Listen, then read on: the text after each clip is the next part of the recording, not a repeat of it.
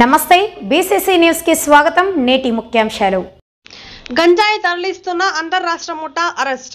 తమిళనాడు రాష్ట్రానికి చెందిన ఎం మురళి, జె శ్యామరాజ్, ఎం సంజయ్ కుమార్ అనే వారిని సోమవారం అరెస్ట్ చేసి వారి నుంచి 13 కిలోలు గంజాయిని స్వాధీనం చేసుకున్నట్లు శ్రీకాళహస్తి డీఎస్పీ కె నరసింహమూర్తి తెలిపారు.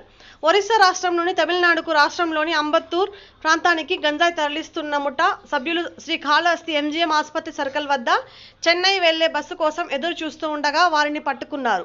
తమకు పక్కా సమాచారం రావడంతోనే అక్కడికి వెళ్లి వారిని అరెస్ట్ చేశామని ఆయన తెలిపారు.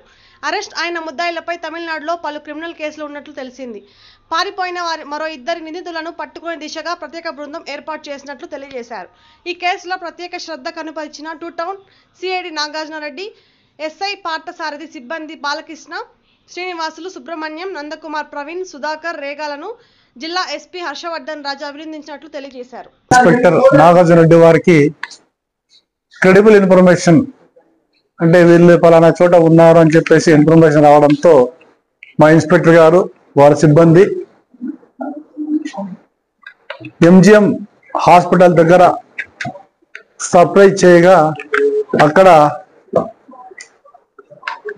గంజాయి ప్యాకెట్లతో సంచరిస్తున్న 3 అదుపులోకి తీసుకోవడం జరిగింది.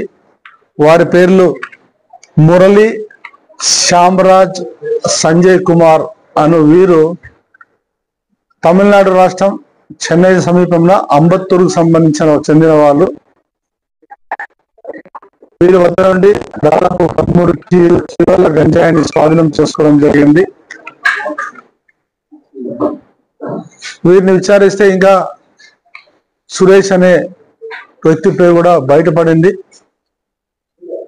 అంబత్తూరు తమిళనాడు చెందిన సురేష్ అనే అతను వీరిని సరఫరా చేయడానికి గాను పెట్టుకొని ఒరిస్సా రాష్ట్రం నుంచి తమిళనాడు రాష్ట్రానికి గంజాయిని తీసుకువెళ్తుండగా మాకు రాబడిన సమాచారం మీద మా ఇన్స్పెక్టర్ గారు వారి సిబ్బంది వారిని అదుపులోకి తీసుకొని వారి వద్ద నుంచి 13 కేజీల గంజాయిని స్వాధీనం చేసుకొని కేసు నమోదు చేయడం, ఇంట్రాగేట్ చేయడం జరిగింది.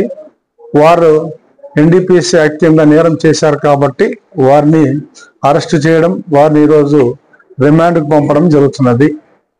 ఈ రోజుతోనే కాకుండా రాబోయే రోజుల్లో కూడా ఈ గంజాయి పైన, మత్తు పదార్థాల పైన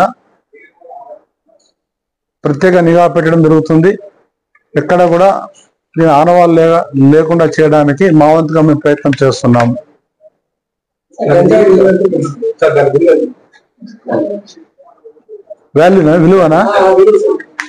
విలువనా సరే